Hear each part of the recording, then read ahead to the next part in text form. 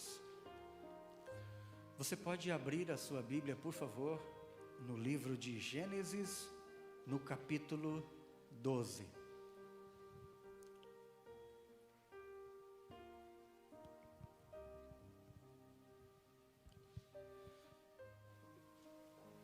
Gênesis no capítulo 12, do versículo 1 até o versículo 9, nós vamos tirar daqui hoje à noite uma palavra que esta semana o Espírito Santo falava ao meu coração.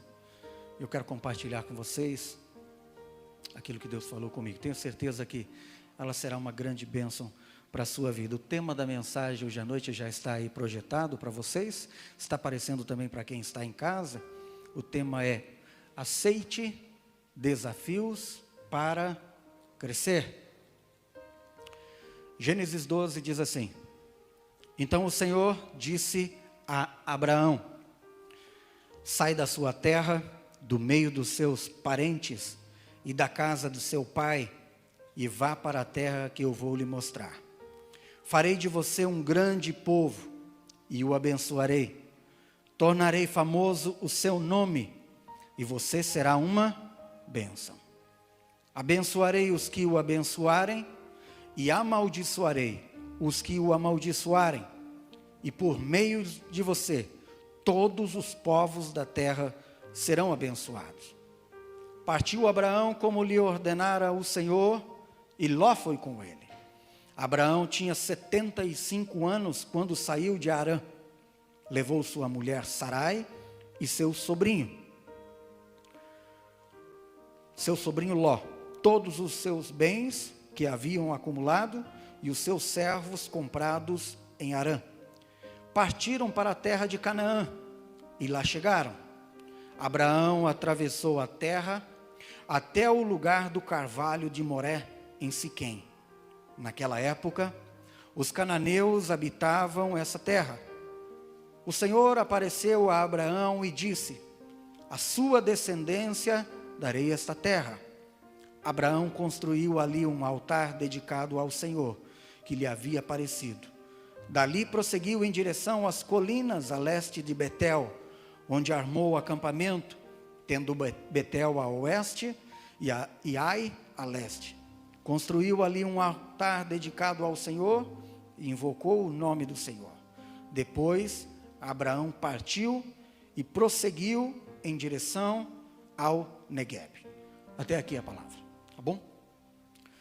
Queridos, eu quero tirar aqui uma lição para nós hoje à noite. Não quero ser prepotente ao dizer que eu tenho algo ali a ensinar, pelo contrário, acho que nós podemos tirar da palavra uma lição muito importante aqui. Ano passado, nós fomos para o retiro, ou um dia de retiro, né? Naquela chácara. E lá eu falei um pouquinho sobre essa palavra, sobre um tempo novo que nós viríamos a viver. Estamos vivendo aqui na Igreja da Moca. E um ano depois eu gostaria de abordar esse tema com um pouquinho diferente, falando algumas coisas. Para que nós possamos compreender o texto de capítulo 12 de Gênesis, nós temos que retroceder um pouquinho, ir lá para o capítulo 11, principalmente no capítulo 11 todo, para que a gente possa compreender o desenrolar desse texto, o significado, a importância que ele tem, e o que foi que Deus queria fazer a esse homem Abraão, quando ele o chama, quando ele faz esse chamado importante, quando dá essa missão, esse desafio para Abraão. Para que a gente possa entender, a gente tem que olhar um pouquinho para o capítulo 11, os acontecimentos, os eventos, aquilo que ocorreu quando o povo decidiu construir uma torre e se fixar ali. Junto com isso, eu vou fazer um pouquinho esse paralelo do capítulo 11 com o capítulo 12, para que a gente possa compreender um pouco esse contexto importante dessa palavra. Estava pensando nessa semana como o comodismo tem a capacidade de não nos levar a lugar algum.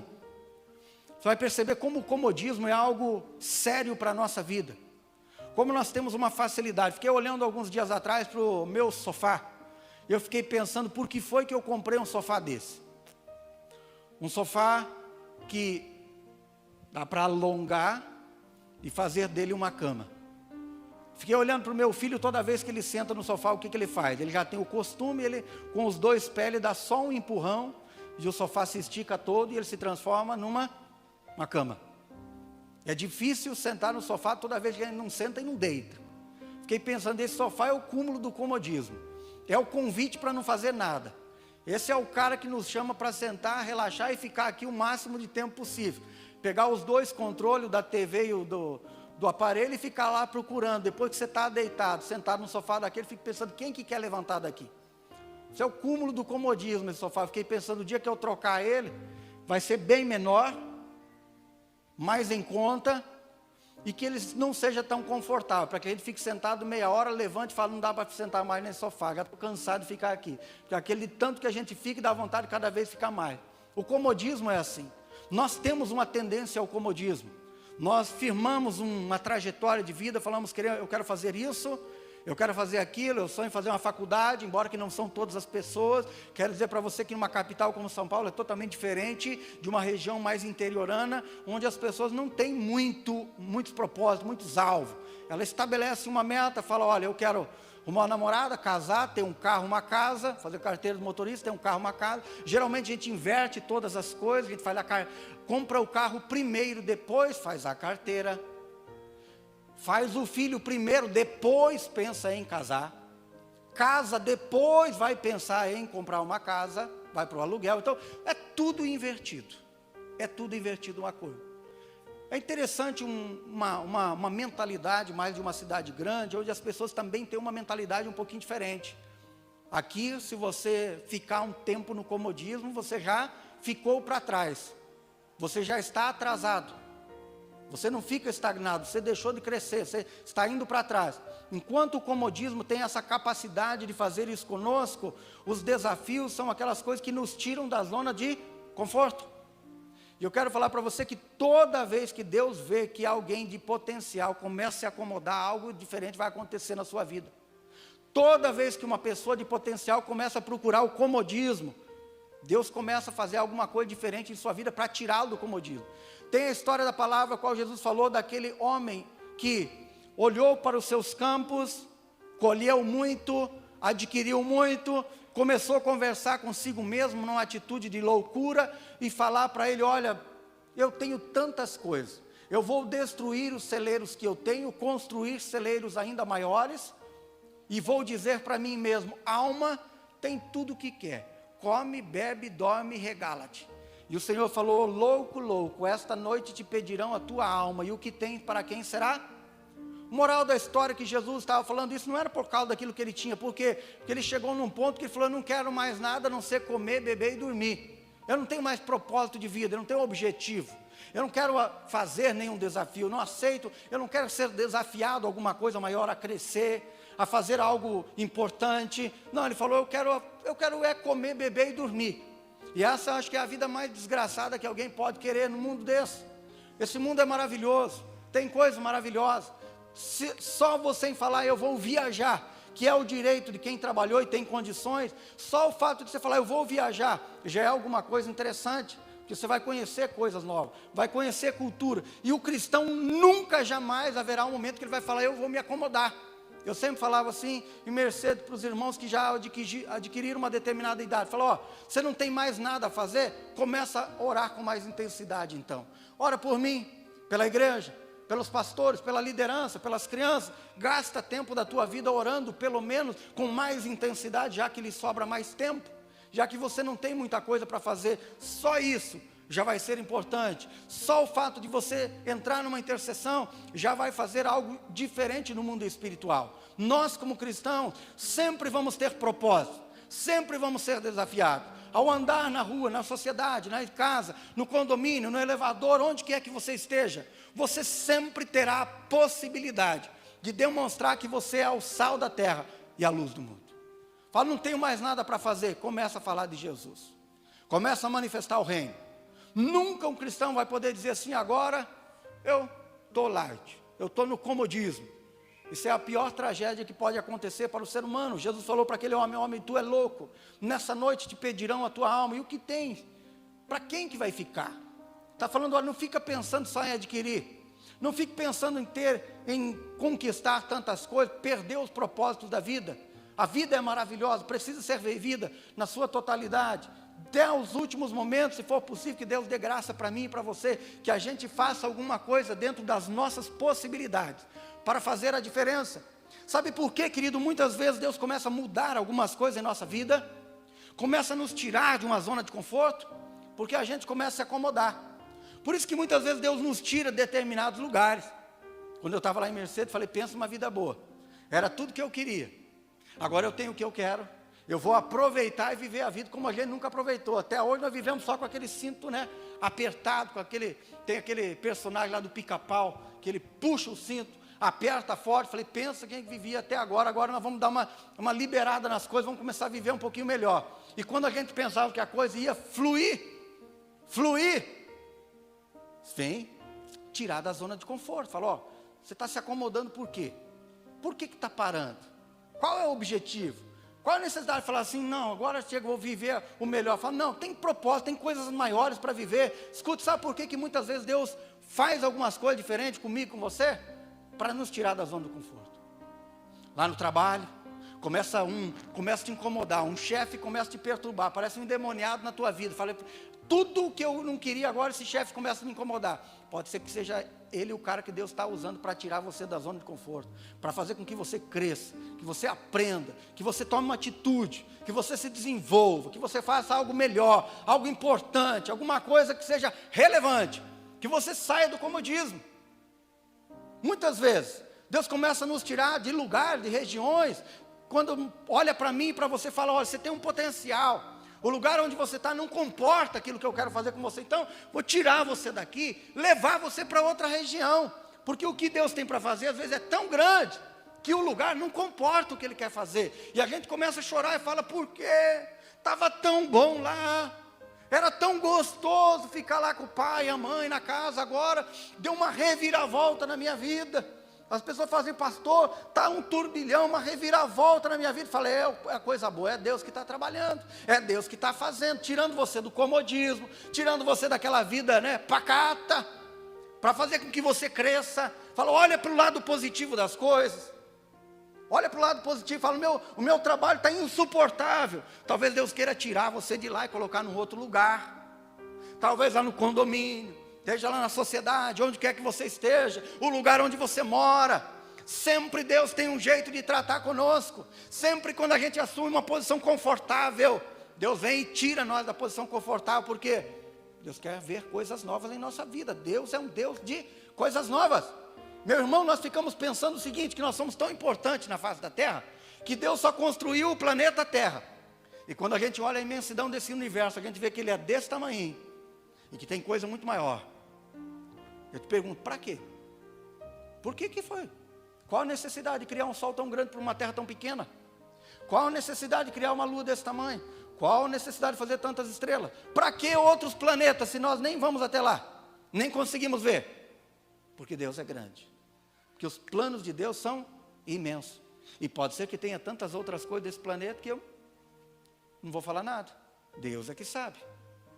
Poderia ter criado a terra do jeito tão pequenininha, e mais nada, mas Deus cria um universo do tamanho que é, porque Ele é grande, porque Ele é exagerado, porque Ele gosta de coisas grandes, porque Ele gosta de coisas bonitas, porque Ele gosta de coisas novas, porque Deus é assim, porque Deus é bom, Deus faz tantas coisas. Hoje estava falando com um grupo de pessoas, estava falando sobre ser ateu ou ser cristão. Estava falando, rapaz, para ser ateu tem que ter muita fé. Eu não tenho fé para ser ateu, porque quando a gente olha a evidência de tantas das coisas, é impossível não crer que existe um Deus nesse país, nesse mundo, na eternidade, no céu. Não existe um Criador, são muitas evidências de que existe um Deus. Fala, tem que ter muita fé para ser ateu, tem que ter muita fé para não crer em nada, porque tem muitas evidências de um Deus exagerado, que faz coisas grandiosas nesse mundo, e nós somos os grandes limitadores da nossa vida. Nós somos aquelas pessoas que gostam de achar um lugar, um momento de não fazer nada, de deixar de produzir, de fazer alguma coisa interessante, alguma coisa importante. E aí quando nós começamos a olhar para a história de Abraão, do chamado de Abraão, que a gente usa muito para falar aquilo que Deus fez, ou está fazendo em nossa vida, ou vai fazer e tal e coisa, mas por que foi que Deus fez isso? Por quê? Vamos retroceder um pouquinho. Nós temos que entender por que Deus chamou Abraão. Por que foi que Deus chegou para Abraão e falou: Abraão, sai da tua terra, da tua parentela e vai para um lugar que eu te mostrarei, farei de ti uma grande nação, abençoarei os que te abençoarem, amaldiçoarei os que te amaldiçoarem, em ti serão benditas todas as famílias da terra. Por que Deus falou isso para ele? Como que chega? De onde que apareceu Deus? Qual foi o objetivo? Qual foi o foco? Por que Deus fez isso com esse homem? Por que Deus faz isso conosco? Se nós partirmos apenas do versículo 1 em diante, vai ficar uma lacuna de entendimento. Mas quando a gente olha no capítulo 11, a gente entende por que Deus fez isso com ele. Lá no Gênesis capítulo 1, Deus falou para o povo o seguinte, para a raça humana, naquela circunstância, para Adão e Eva, falou: sede fecundos, multiplicai e enchei a terra. Olha só, sede fecundos, multiplicai e enchei a terra. A ordem que Deus deu para a humanidade no início de tudo. Então Deus tinha 3 coisas importantes: fecundar, através do relacionamento homem e mulher; multiplicar, crescer, muita gente; e encher a terra. Que terra? Toda a terra. Então Deus não estava colocando limite. Ele não falou assim: não fica só na Mesopotâmia, não é para ficar só no Jardim do Éden, não é para ficar só na Europa, não, é para encher a terra. Vão para todos os lugares. Deus falou: multiplique, comece a multiplicar e enche a terra. No capítulo 11 diz que o povo fez o seguinte, olha só. O povo começou a construir uma torre, os homens do Oriente.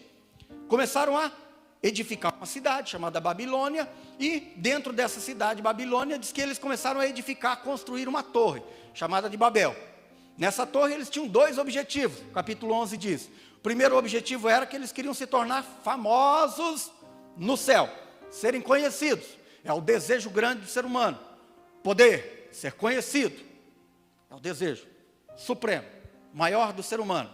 O ser humano não deseja tanto dinheiro quanto ele deseja poder. Poder. Por poder, ele até paga para ter. Quando você vê por exemplo, um político que fala assim: eu quero ser governador, eu quero ser presidente, e eu vou abrir mão do meu salário, eu vou doar e dar, porque ele quer o poder. O dinheiro não é importante. O ápice do ser humano é o poder, mandar, obedecer, pessoas que se prostram, que o reverenciem, que o ame, que o adore. O poder é tudo para o ser humano. E o ser humano aqui nesse momento, esse pessoal, eles criam 2 coisas. Primeiro, construir uma torre para poder chegar até o céu, para se tornar conhecido por todos e por Deus. Poder, fama eles queriam, que eles queriam tornar famosos.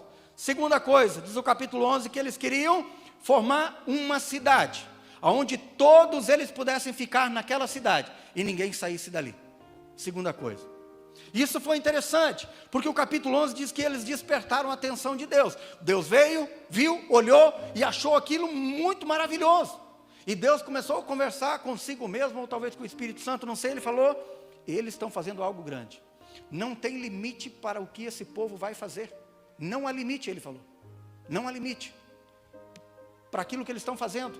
Deus dá um elogio, mas Deus falou: mas não pode ficar desse jeito. Começou a confundir a linguagem deles, até que a torre parou. Então tinha alguém lá em cima, gritava: traz tijolo, o cara levava água. Falava: traz barro, levava madeira. Chegou o momento que falou: não dá mais, não tem condições.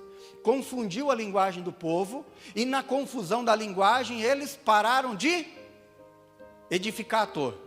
Pararam de edificar a torre.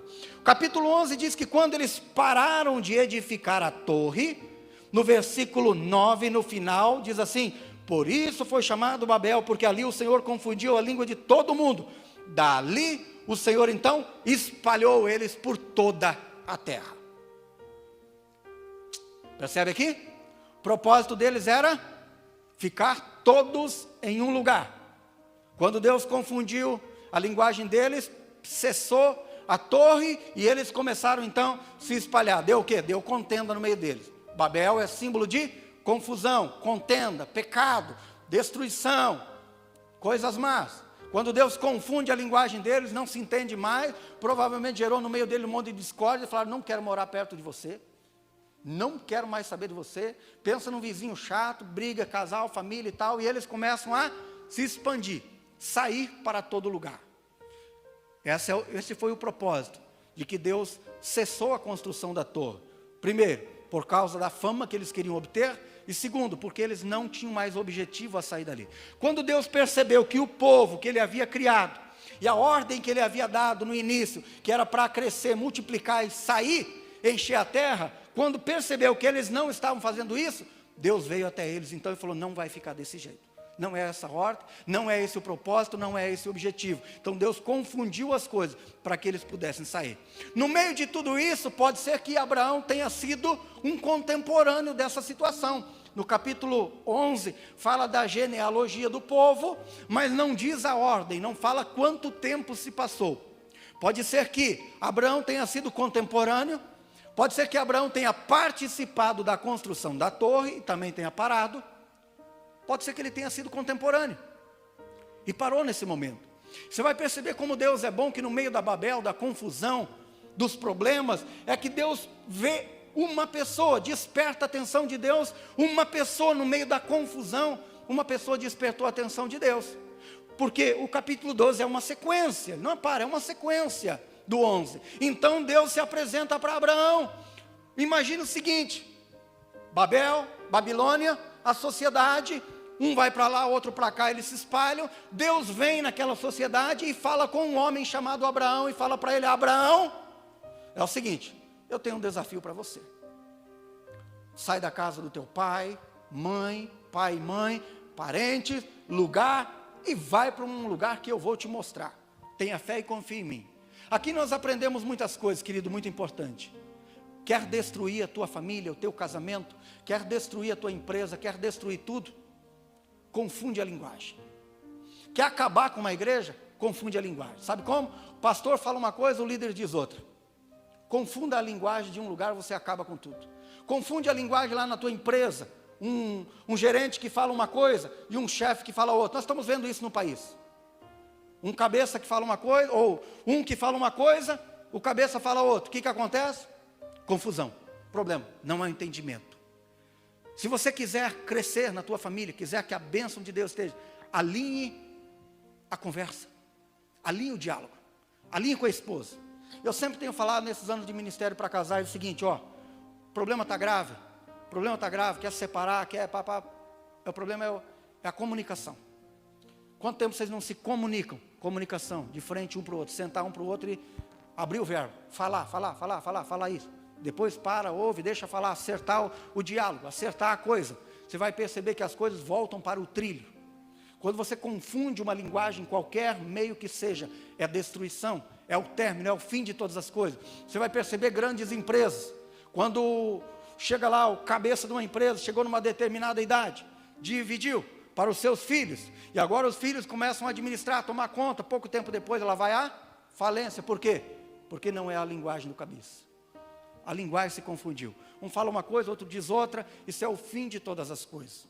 Por isso que é importante falarmos a mesma linguagem. Isso causou a admiração de Deus. Quando desceu e falou, o povo é um. Lá em Atos capítulo 2 também diz que o povo era um e tinham tudo em comum. Diz que eles cresciam, a igreja multiplicava, era gente de todo lado, vinha de todo jeito. Diz que Deus acrescentava dia a dia aqueles que iam sendo salvos. Por quê? Linguagem, comunicação. Comunicação é tudo em nossa vida. Casamento, família, empresa, igreja, em todo lugar. Comunicação. Quando então você começa a imaginar que no meio dessa sociedade, Deus vem e fala com Abraão, fala para ele, Abraão, pode ser que ele tenha sido um dos caras que não saiu. Quando essas pessoas saíram, no capítulo 11, no versículo 9, diz que quando eles se espalharam, Abraão não se espalhou. Ele está com 75 anos, casado, vivendo ainda junto com seus pais. Demonstra algum caráter de Abraão. O cara já está em 75 anos, está morando com os pais, tem uma mulher. Interessante que foi que Deus encontrou nesse homem, um homem disposto a aceitar um desafio, e Deus chega nele e fala, Abraão, sai da tua terra, da tua parentela, da casa dos teus pais, vai para uma cidade que eu vou te mostrar, te enviar. O que Deus estava falando para Abraão? Abraão, eu tenho um propósito para fazer na tua vida.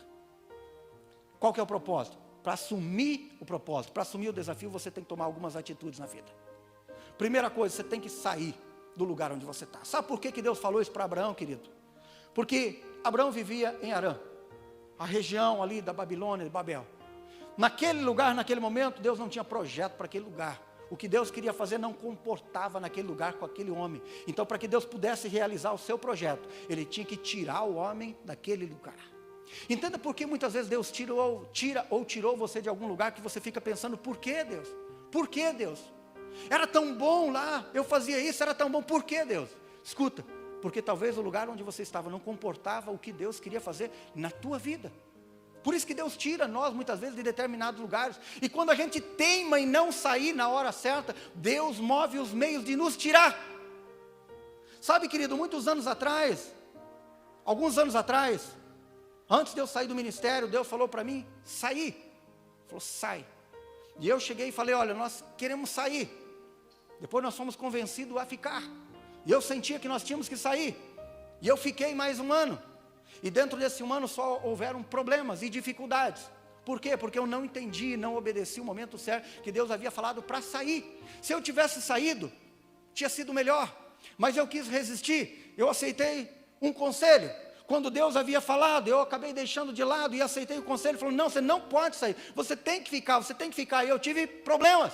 Porque quando Deus fala, sai daí, é porque é para sair. E quando a gente não sai, nós só temos problemas a administrar.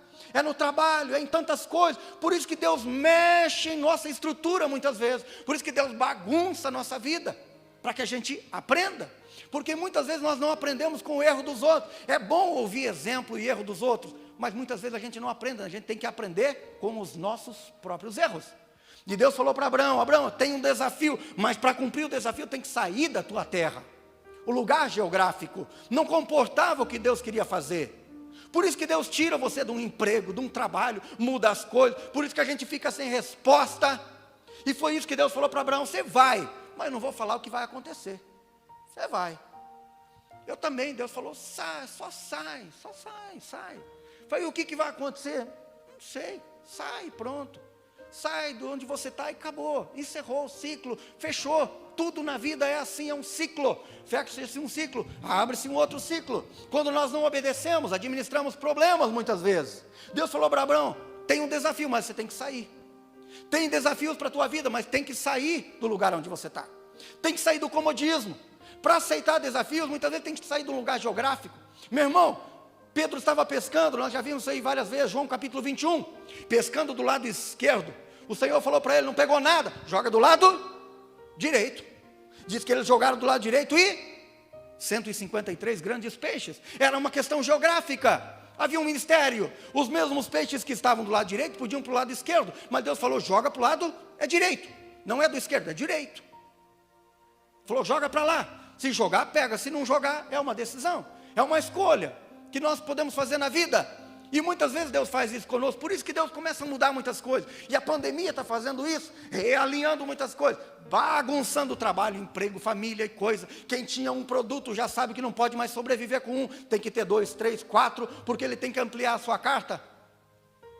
Nós, começou a pandemia, estava aqui uma tragédia, 3 celulares e um notebook.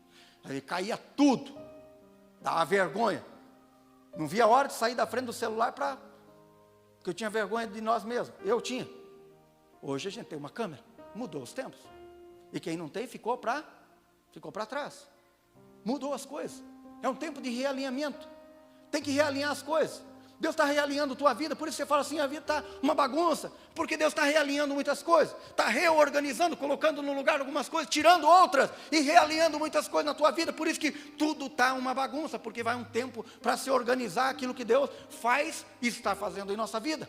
As companhias aéreas estão se readequando. O mundo está fazendo isso. Todas as coisas, a igreja, as empresas, as escolas, já é uma realidade. Tudo é diferente. E quem resiste vai ficar para trás. Porque Deus está usando o momento para mover muitas coisas. É um tempo de realinhamento. Coisa importante. Por isso que Deus muitas vezes nos move de lugar. Às vezes minha esposa fala, por que nós tivemos que sair de lá para vir para cá? Porque Deus quis. Deus quis. Não precisa mais resposta. Porque Deus quis. É só isso e ponto final. Ponto final e pronto. Encerrou o assunto. Deus quis. E Deus faz o que Ele quer. Falou, hoje nós estamos aqui, amanhã todos nós estamos nas mãos de Deus, só Deus sabe. Nossa vida, tua vida, tudo está nas mãos de Deus.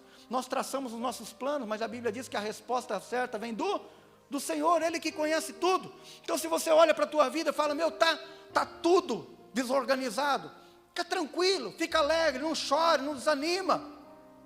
Por isso que Deus mexe em nossa vida. E Deus falou para Abraão, sai da tua terra, lugar geográfico, e falou para ele, e também larga também quem? Tua família, Abraão. Deixa a tua família aí, não leva junto ninguém não. O que eu quero fazer com você é com você, não leva a família junto. E às vezes nós teimamos, queremos carregar atrás de nós pessoas que Deus não quer. Não queremos deixar pessoas que Deus está falando, deixa.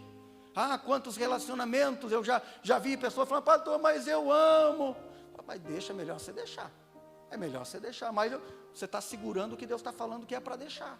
Depois, por quê? Você não está enxergando lá na frente, Deus está vendo lá na frente, já está movendo, está tirando do teu caminho, e às vezes Deus tira pessoas do nosso caminho, e a gente quer segura a pessoa, fica chorando, desanimado, falando, não deixa aí, Deus, não deixa aí. Deus está falando, cara, libera, solta, deixa aí. Ei, irmão, o que eu estou falando para você é o seguinte, não é se isolar da sociedade, são pessoas chaves que atrapalham o nosso crescimento, que impedem você de crescer, que impedem você de ir para frente, que seguram você. Sabe qual é a pior desgraça que acontece na vida de um jovem? É quando ele começa a namorar, ou num menino ou numa menina, principalmente no menino. Paz, começou a namorar, a primeira coisa que ele deixa é a igreja. A igreja. E muitas pessoas são assim. Começa um relacionamento, ele deixa a igreja. Aquela pessoa está, ao invés de aproximá-lo, começa a afastá-lo do propósito. Começa a tirá-lo do propósito. E às vezes Deus está falando para nós, olha, tem gente no nosso caminho, teu caminho, que só estão te levando para lugares maus. Precisa tirar essa pessoa do teu caminho para que eu possa te abençoar. Deus falou para Abraão, não é só o lugar, sai também da tua família, para que eu possa abençoar a tua vida. Está falando, Abraão, pessoas que estão com você, não é um desprezo pela família do Abraão. Deus está falando, Abraão, no lugar onde você está, no lugar como você vive, com as pessoas que você está, não tem como eu te abençoar. Não tem como escrever uma história da tua vida se você não sair daí, não sair da tua casa. É como aqueles casais que muitas vezes casam, vão morar com o sogro e a sogra. 6 meses depois, 1 ano depois, estão o quê? Problema. Fala, sai da casa do teu sogro. A Bíblia diz que por isso deixará homem, pai e mãe, unir-se à sua esposa, e os dois serão uma só carne. Você está quebrando um princípio. O que você está morando com o sogro, com a sogra, com o pai e com a mãe? Vai morar com a tua esposa. Vai, aluga alguma coisa, compra, faz alguma coisa, mas sai. Por quê? Porque não dá certo, é um princípio. E muitas vezes Deus está falando, ó, tira algumas pessoas da tua vida que estão atrapalhando o teu crescimento. Exclui algumas pessoas do teu convívio, estão te levando para trás. Pessoas que estão roubando o teu propósito, estão tirando a tua bênção, estão te levando por caminhos errados. E a gente fica resistindo, e a gente não deixa. Fala, o que você foi fazer domingo à noite? Ah, foi no aniversário, foi aproveitar, foi... Rapaz, fica esperto na tua vida. Tem pessoas no teu caminho que estão te tirando do propósito, estão tirando dos objetivos, você não está, está comendo mosca, não está prestando atenção no negócio, está boiando, não está prestando atenção nas coisas. E muitas vezes Deus fala, tira a pessoa da tua vida, e Deus falou para Abraão 3 coisas importantes, se ele recusasse uma delas, não tem bênção. Tem gente na tua vida atrapalhando, deixa aí. Libera, solta, fala, vai com Deus, dá alguma coisa, uma bênção, abençoe, fala, vai com Deus, vai, não fica chorando. Tem pessoas que ficam chorando, se lamentando, tem pessoas que querem sair, a gente fica segurando, fala, vai, filho, tanto tempo de ministério, nós já ganhamos tanta gente, já batizamos, ajudamos, demos camisa, comida, fizemos de tudo, e de repente lá no meio do caminho alguém fala assim, pastor, a gente decidiu sair. Fala, por que a gente decidiu sair? Aí a gente chorava, lamentava, falava, meu Deus, com o tempo ele fala, Deus abençoe, quer ir, vai. Uma vez a pessoa chegou e falou para mim, pastor, um líder, falou, pastor, tem um casal para vir para a igreja, maravilhoso e tal, mas ele falou o seguinte, se o pastor da igreja fosse igual o pastor Cláudio Duarte, engraçado, assim, bem engraçado, que faz a gente dar risada, eu ia para a igreja. Eu ia para a igreja se o teu pastor fosse desse jeito. Ele falou, pastor, irmão, é o seguinte, não vamos confundir as coisas. Não vamos confundir as coisas. A igreja não vive só de sexo. Na época era, né, só falava. Irmão, a igreja precisa de muita mais coisa do que sexo. E quem quer animação tem que ir para o circo. Ou se não vê um stand-up. Porque eu sou um pastor, não sou um palhaço. Estou aqui para pregar a palavra, não para fazer piada no culto. Falar de como algumas coisas interessantes. Falar, filho, se essa é a motivação para vir para a igreja, cara, motivação para ir para a igreja não é eu, não é o pastor, não é o estilo, é Deus, é Jesus. Não é essa motivação. Então muitas vezes a pessoa te fala, irmão, querido, Deus abençoe, o mundo é grande, tem milhares e milhares de igrejas, você pode se identificar com muitas, vai com Deus, Deus abençoe, produza, seja uma bênção, seja um líder, seja alguém que vai fazer a diferença naquele lugar, mas não vão ficar segurando, porque uma hora ou outra ele vai sair, uma hora ou outra ele vai escapar, uma hora ou outra ele vai querer ir, e assim são muitas situações em nossa vida, que nós ficamos segurando, é como a jovem que estava apanhando o namorado, mas amava o namorado. Filha, se você gosta de apanhar, continua apanhando então, ou continua apanhando, se você gosta, continua apanhando, os sinais estão aí, Deus está mostrando, está falando o que vai acontecer no futuro, está acontecendo, se você quer e gosta, Deus abençoe você, continue apanhando, porque se você deixar, outra vai apanhar, então fica apanhando você, é melhor do que outra entrar na roda, aí temos duas que apanharam, a pessoa está vendo os sinais, mas não está ligando os acontecimentos, mas eu amo ele, fazer o quê? Tem gente que gosta, é sadomasoquista, gosta de apanhar, gosta de sofrer, né? Não precisa, mas tem gente que quer. Então Deus falou para Abraão, sai do meio da tua família, e Deus falou outra coisa para Abraão, também sai do meio da tua parentela, sai do meio dos teus parentes, e Abraão quebrou o princípio de Deus. Por quê? Porque quando ele foi para sair de Harã, ele levou quem junto com ele? Levou o sobrinho Ló. Começa a ler o capítulo 12, 13, 14, você vai ver o que esse sobrinho causou na vida de Abraão. Incomodou o tempo inteiro. Briga, contenda entre os pastores, brigou, Abraão teve que sair de um lugar e ir para o outro, deixou a terra que era para ele, deixou para o sobrinho não incomodar, e foi para o outro, incomodou. A Ló foi para uma cidade chamada Sodoma e Gomorra, só problema, dificuldade. O que Deus está falando? Se muitas vezes nós quisermos crescer, aceitar desafios, nós temos que tirar determinadas coisas, não teimar, levar junto conosco.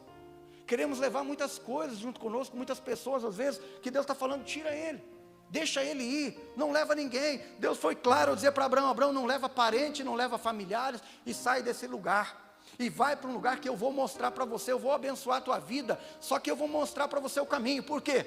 Porque nós temos um problema, não conseguimos guardar segredo.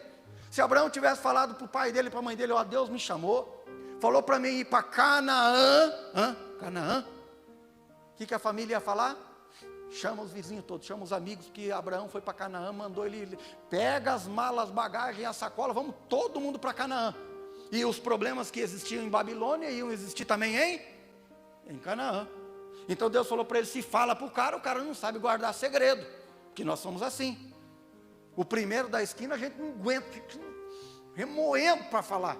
Tinha uma jovem da igreja que falava, pastor, pelo amor de Deus, o dia que você quiser falar uma coisa, não diga assim, amanhã eu vou falar uma coisa importante. Fala, não fala isso, pastor, porque a noite inteira a gente não dorme. Ninguém dorme a noite inteira quando você fala assim, amanhã tem uma coisa importante para compartilhar com você. Fala, não fala isso, que a gente não consegue dormir de curiosidade. Se Deus tivesse falado para Abraão, para onde que ele iria, toda a cidade da Babilônia saberia, todo mundo vai atrás. Por isso que Deus não fala para nós, por isso que Deus não diz para nós. Já disse aqui, né, tempo atrás, com a minha esposa, nós estávamos conversando, ela falou, meu amor, por que Deus não mostrou para nós que viria a pandemia quando a gente veio para São Paulo? Foi porque nós não somos bobos. Se tivesse falado, a gente, falar lá não vou para lá de jeito nenhum, o que eu vou fazer na pandemia?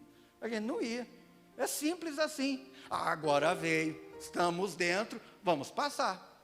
Deus não falou por quê? Porque senão a gente não ia vir, falar, nunca que eu vou para lá. Vivendo a pandemia em São Paulo, sem chance. Mas Ele não falou, sobrevivemos, estamos aqui. E por isso que Deus não fala muitas coisas para mim e para você. Imagine se Deus revelasse o que Ele quer fazer sobre a tua vida. Você muitas vezes ia dizer, não, eu não quero, porque você está olhando o momento e não está vendo o futuro. Mas Deus que vê o futuro, sabe por que não revela muitas coisas? Sabe por que Deus tira do nosso caminho muitas coisas? Porque Deus tirou. Porque tira pessoas, porque tira circunstâncias, porque nos tira de determinados lugares, por que acontecem determinadas coisas? É por isso que Deus não fala, é por isso que nós ficamos sem resposta, é por isso que nós entramos em crise, é por isso que nós temos dificuldade para compreender e entender muitas coisas. Nós só precisamos ter fé. Por isso que Abraão é chamado o pai da fé, amigo de Deus. Por quê? Porque Deus falou para ele, vai para uma região, para um lugar que eu vou mostrar para você. E ele pegou e foi. Mas não corra no erro de quebrar os princípios de Deus, como Abraão que fez e foi levar junto o seu sobrinho Ló, pensando que estava fazendo algo bom, quando na verdade ele estava se prejudicando a si próprio. Que Deus está falando, querido, aquilo que Deus fala para a tua vida, tira da tua vida, tira. Quantos vícios, Não se trata uma questão de religiosidade, de igreja, não se trata uma questão de saúde. Quantos vícios? O cigarro, a maconha, seja lá o que for, a prostituição, o que tem na internet aí, que o pessoal gosta muito, chama isso? Tem tanta coisa na internet aí, que esqueci o nome. Deus fala, deixa essas coisas. O cara falou uma vez, pastor, a gente vê uns vídeos na internet, a minha esposa, para dar uma pimentada no casamento. Rapaz, você vai colocar tanta pimenta, vai chegar ao ponto, vocês vão queimar a língua. Vão queimar a língua. Que pimenta demais queima a língua. Para quem que precisa de ver vídeo, ver coisa para pimentar casamento, rapaz? Ninguém precisa. Rapaz, está tudo aqui na nossa cabeça. Deixa fluir a tua imaginação, você vai perceber que passa tanta coisa aqui dentro que nem você imagina. Não precisa ver nada. Nós nem precisamos ver nada para passar bobagem na nossa cabeça. Imagina quando vê, então. Imagina quando vê. Não precisa apimentar casamento, não. Fala, a gente assiste um filme apimentado no quarto, fala, papai, quarto, TV nem é objeto para estar em quarto. Fala, pastor, você é muito tradicional nisso, só. Lá no quarto a gente não assiste TV, não tem, para pôr uma TV no quarto lá. Quem vai para o quarto assistir TV? Assiste na sala, quarto é lugar de outra coisa. É lugar de namorar, é lugar de dormir também. E é lugar de fazer o que você quer, ficar conversando. Mas TV, meu filho, para colocar coisa apimentada no teu quarto, você está abrindo portas para as coisas más da tua vida. E tem gente que leva essas coisas na esportiva, vê um videozinho na internet, vê umas pornografia, dá uma atiçada no casamento, esconder muitas coisas. Rapaz, o celular de algumas pessoas, se fosse para abrir, se tivesse uma janela que abria, saía cobras, lagarto, tigre, onça, elefante, sai de tudo ali dentro. Por isso que tem senha muitas vezes. Por isso que tem senha, por isso que a esposa não sabe, por isso que o filho não pode ver. Por quê? Porque ali dentro tem muita coisa mais escondida. Se for coisa boa, a gente deixa liberado para todo mundo ver. E Deus está falando, cara, tira essas coisas da tua vida. Quero abençoar você, mas do jeito que está, nesse ambiente que você vive, nessa situação que você está, nesse lugar onde você está, não tem como. Você precisa sair daí, sair da internet, sair da pornografia, sair do cigarro, sair de tantas coisas, sair do vício, para que eu possa abençoar a tua vida. E por isso que as pessoas falam, pastor, por que eu não vou para frente? Olha o que você tem na vida, olha o que é o teu amigo íntimo. Olha o que está acompanhando você, tem desafios grandes sobre a tua vida e Deus quer formar desafios. Quando Deus falou para Abraão, olha, Deus não estava falando que Deus ia fazer alguma coisa para Deus. Quando Deus chama Abraão, Deus está falando para ele assim, Abraão, eu não quero que você faça nada para mim, eu que estou falando para você, se você sair e deixar essas coisas, eu vou te abençoar tanto, Abraão, que você vai ficar famoso no mundo inteiro. Não era o propósito deles em Babel, ficar famoso? Mas Deus estava falando para Abraão, eu vou fazer você famoso. A fama não tem problema, desde que ela venha de Deus para a nossa vida, desde que ela surja de Deus. Deus falou para Abraão, Abraão, eu quero que você saia daqui, porque eu quero abençoar a tua vida, Abraão. Eu quero fazer de você um homem famoso, todo mundo vai conhecer você, as pessoas que estenderem a mão te abençoando vão ser abençoadas. Se porventura alguém quiser amaldiçoar você, deixa comigo que eu vou amaldiçoar todo mundo. Está falando de você, vai ser bendito. Tua descendência vai ser tão grande, lá no capítulo 15, vai ser tão grande, Abraão, que vai ser como as areias do mar e as estrelas do céu. Ninguém vai poder contar quantas bênçãos virá sobre a tua vida. Quer ser abençoado, querido? Quer ser abençoado? Foi Deus que falou para Abraão, Abraão, é bênção tantas, que vai ser como as areias do mar, as estrelas do céu, eu vou abençoar você. Deus está falando para ele, Abraão, não quero que você faça alguma coisa para mim, sou eu que quero fazer para você. Mas para fazer, Abraão, você tem que deixar algumas coisas. Deixa a tua família de lado, deixa muitas coisas. E é isso que Deus está falando para nós. Deixa algumas coisas que você está fazendo, que Deus tem um desafio maior para você. Vamos deixar algumas coisas em nossa vida, vamos abandonar, vamos largar, vamos tirar algumas pessoas do nosso caminho, vamos excluir algumas amizades que não nos levam a crescimento. Não estou falando de se excluir da sociedade, a não ser sal e luz, estou falando de tirar pessoas do seu caminho, que não vão ser bênçãos sobre a tua vida, pessoas que te levam para trás, relacionamentos que te levam para o mau caminho, homens que se relacionam em rodas de homem, que só falam que não presta, aí chega em casa, pensa que a esposa é igual àquela roda onde ele estava, lugar onde você não está fazendo a diferença, mas que as pessoas estão te contaminando, lugares impróprios, conversas impróprias, rodas impróprias, como diz o Salmo capítulo 11, capítulo 1, bem-aventurado é o homem que não anda no conselho dos ímpios, que não se detém no caminho dos pecadores, nem nas rodas dos escarnecedores, antes tem o seu prazer na lei do Senhor, e nela medita de dia e de noite. Ele será como a árvore plantada junto às correntes do ribeiro, que no devido tempo dá o seu fruto, e tudo o que fizer prosperará. Ele não está falando assim, que bem-aventurado ou maldito, seja o que for, o homem que está andando com pessoas que não são cristãos. Está falando que anda na roda dos escarnecedores, daquele tipo de pessoas que não te levam para caminhos bons, para lugares melhores, que te ensinam, te capacitam. Aquelas pessoas que são tóxicas, que contaminam a tua vida, que contaminam o teu casamento, que falam mal de pessoas, de relacionamentos e situações, que você chega no final e fala, não acrescentou nada, pelo pior, tirou de mim. Quando você começa a abolir essas pessoas, você vai perceber que a bênção de Deus começa a vir sobre a tua vida. Porque tem pessoas assim que se aproximam e chegam perto de mim e de você, para sugar o que há de bom, o melhor. Ela fala, o que você tem? Fala, troquei de carro. Fala, tem carro melhor que o teu. Eu já tive carro bem melhor que o teu. Bem melhor que o teu. Aquelas pessoas que não admitem verem você bem, que fazem tudo para te rebaixar e levar para trás. Há tantas amizades, há tantas coisas, há tantas pessoas que às vezes acreditam algo que fosse uma bênção, quando na verdade não é uma bênção sobre a tua vida. Escuta, eu quero finalizar falando o seguinte: muitas vezes acontecem coisas ruins conosco, não para nos machucar, para nos ferir. Os desertos que acontecem em nossa vida, é porque Deus está nos desafiando a lugares melhores. Sempre a lugares melhores. Quantos de vocês passaram por situações delicadas, difíceis, problemáticas? Estava falando para mim o irmão do Luciano que está aqui. Não vou expor a situação dele, não é o objetivo esse, mas falando que 5 anos atrás ele precisou de um transplante, né, irmão? De um transplante. Passou momentos difíceis. Eu estava falando para ele como depois de situações assim, a gente sai muito mais forte. Mas a gente não acredita como a gente foi forte para passar em determinados momentos. Quando você sofre uma crise no casamento, um problema com um filho, perde alguém, fica doente, acontece alguma coisa, depois você percebe como você é forte. Porque Deus usa situações difíceis muitas vezes para nos fortalecer. É o momento da pandemia onde que os empresários principalmente estão apertado, difícil e delicado. Quando passar tudo isso, você vai perceber, que vai olhar para trás e falar, como nós conseguimos, como nós superamos, como nós conseguimos passar nos momentos tão difíceis, delicados e complicados em nossa vida, porque nos momentos mais difíceis Deus quer nos aperfeiçoar, tá bom? E para encerrar essa mensagem, eu quero aqui ler uma história maravilhosa e importante. O Samuel vai projetar aqui um slide maravilhoso, e eu quero que você preste atenção na vida desse homem. Eu quero ler um pouquinho sobre ele. Eu tenho certeza que todos vocês conhecem o maestro João Carlos Martins, mas talvez você não conheça a sua história. Eu resumi um pouquinho a história dele, para poder ler aqui para você. Presta atenção. O João Carlos Gandra da Silva Martins é o verdadeiro nome do pianista e maestro que venceu as adversidades. Nascido em São Paulo no dia 25 de junho de 1940, filho do pianista português José Eduardo Martins. José Eduardo Martins, depois de um acidente de trabalho, decepou o polegar e deu por encerrado o sonho de se tornar um pianista. Esse fascínio foi transferido para o seu filho João Carlos Martins. João Carlos Martins foi submetido a uma cirurgia de retirada de um tumor benigno no pescoço quando tinha apenas 5 anos. Uma operação mal sucedida o deixou com uma fístula na pele por onde vazava o alimento que ele sempre comia. Uma época difícil que tornou um garoto complexado. Ao perceber o seu comportamento, seu pai o presenteou com um piano.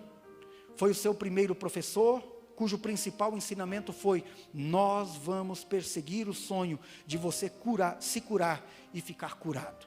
Aos 8 anos passou pela segunda cirurgia, venceu um concurso para executar obras de Bach e se sagrou como um dos maiores virtuosos pianistas. Com 11 anos, iniciou seus estudos com um dos grandes mestres da época, o russo José Klias.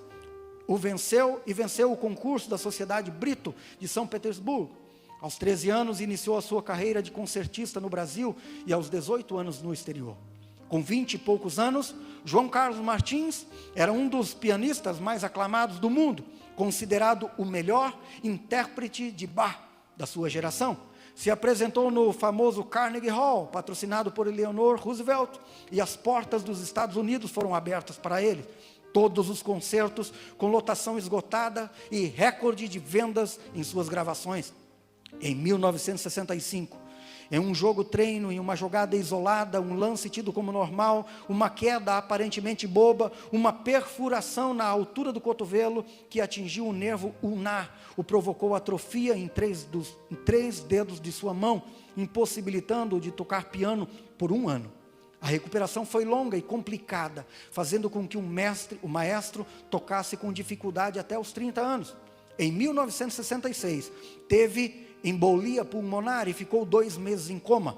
Após longos períodos de fisioterapia, o maestro voltou aos palcos e foi criticado. Naquele dia voltou para casa e pensou em se matar. Estava na banheira, já com a lâmina de barbear nas mãos, para se matar, quando de repente o seu professor ligou, dizendo que existia uma esperança. Decidiu voltar ao Brasil e recomeçar tudo de novo. Todas as vezes que terminava de se apresentar, as teclas do piano estavam cheias de sangue. No entanto, novamente foi impossibilitado de tocar o piano devido a distúrbios osteomusculares relacionados aos trabalhos, o chamado DORT. Mesmo assim, ele não desistiu de sua carreira e se adaptou às restrições que o problema lhe causava. Retomou sua carreira e voltou a tocar em 1979 até 85. Em 1995, durante um assalto na cidade de Sofia, na Bulgária, o maestro foi golpeado na cabeça com uma barra de ferro, vítima de um assalto. A pancada comprometeu o seu braço direito. Depois de alguns processos cirúrgicos, cortaram a ligação entre o cérebro e o seu membro, comprometendo seus movimentos para sempre. Gravou o álbum só para a mão esquerda, e sua ideia era gravar 8 álbuns com sua temática, porém foi descoberto um tumor em sua mão esquerda. Aos 63 anos, ouviu do seu médico que nunca mais tocaria piano. Nesse momento, morreu um pianista e nasceu um maestro. No dia seguinte, João Carlos se inscreveu em aula de regência, por causa da dificuldade de coordenação dos movimentos dos seus dedos e a incapacidade de segurar a batuta e virar as páginas das partituras dos concertos na velocidade necessária. Teve que memorizar nota por nota.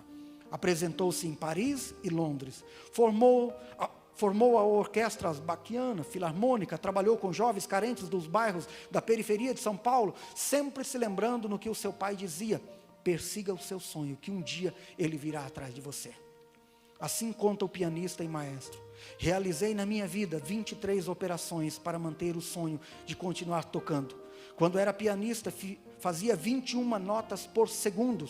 Agora não estava conseguindo fazer uma nota em 21 segundos.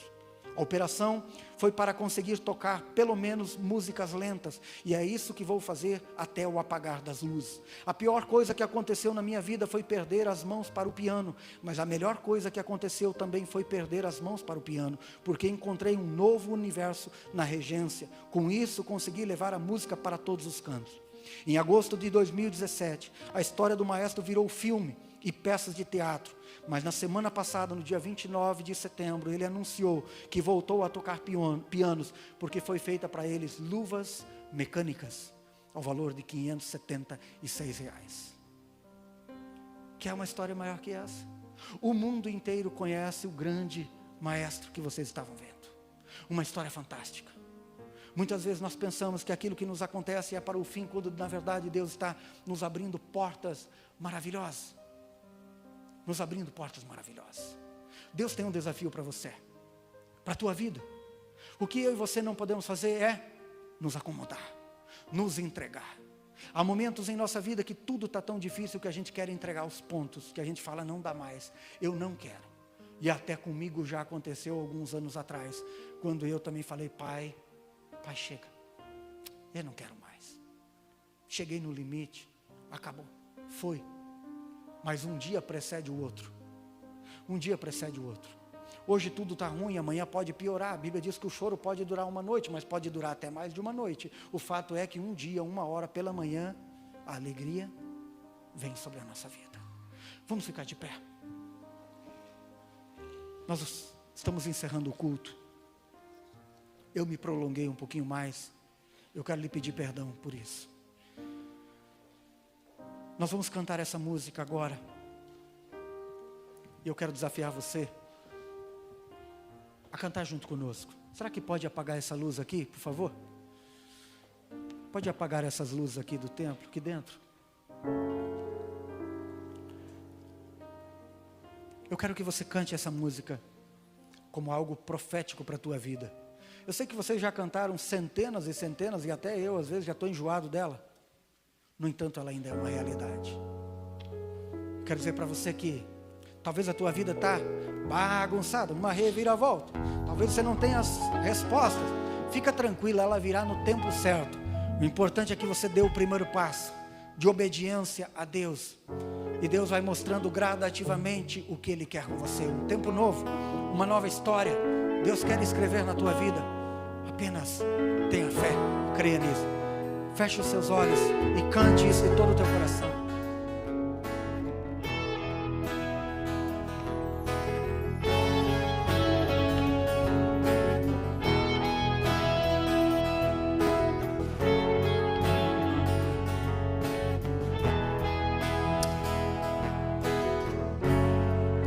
Sai de tua tenda, ó filho meu, te mostrarei as estrelas do céu. Sai de tua tenda, ó filho meu, te mostrarei a areia do mar. Será que podes contar?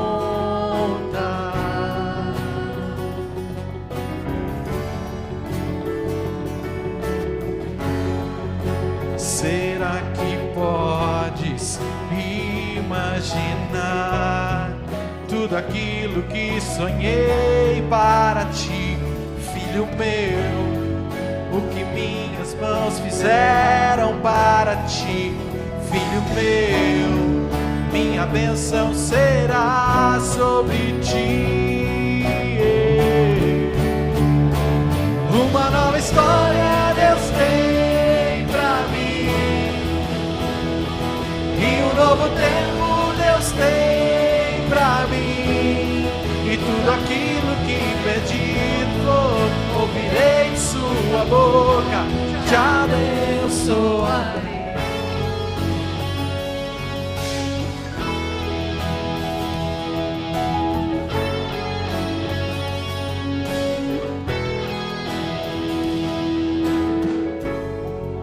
Sai de tua tenda, ó filho meu, te mostrarei as estrelas do céu.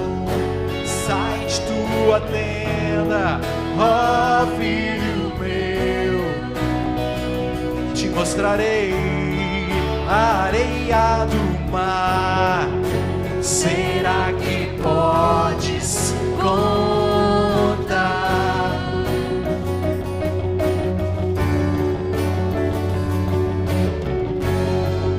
Será que podes imaginar tudo aquilo que sonhei para ti, filho meu? O que minhas mãos fizeram para ti, filho meu, minha bênção será sobre ti.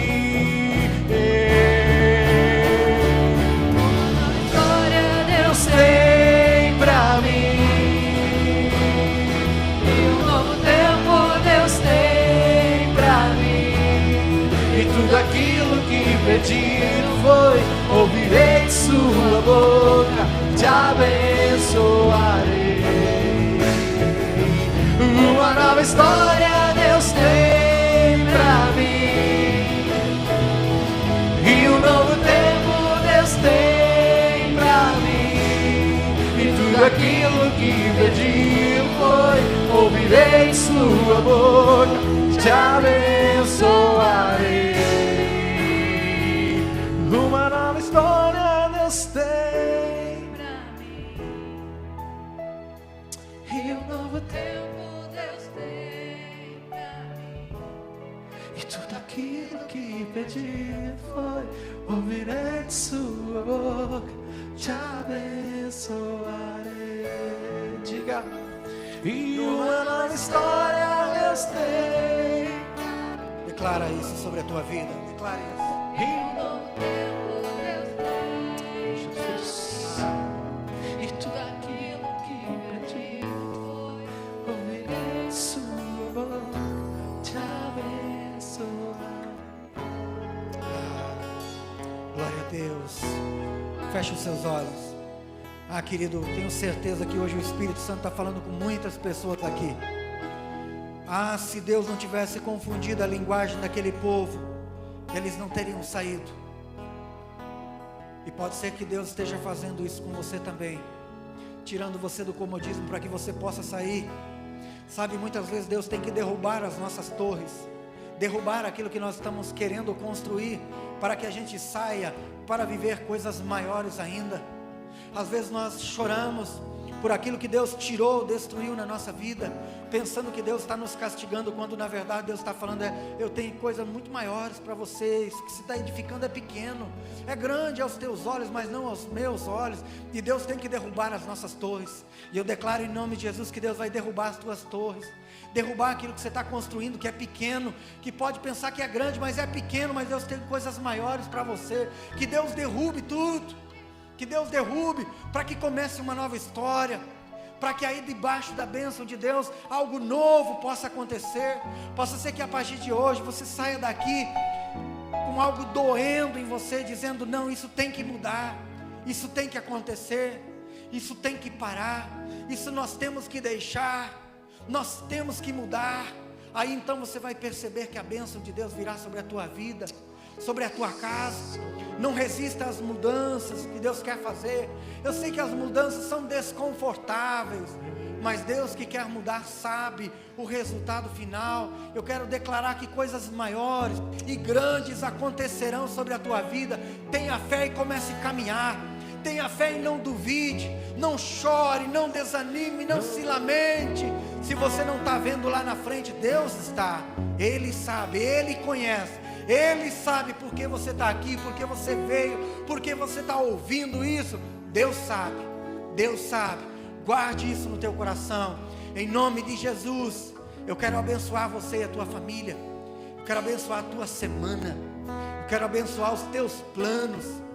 Que se esses planos forem menores do que os planos que Deus tem para você, que eles caiam todos, que a torre desaba, que tudo caia, para que Deus comece a edificar coisas maiores sobre a tua vida.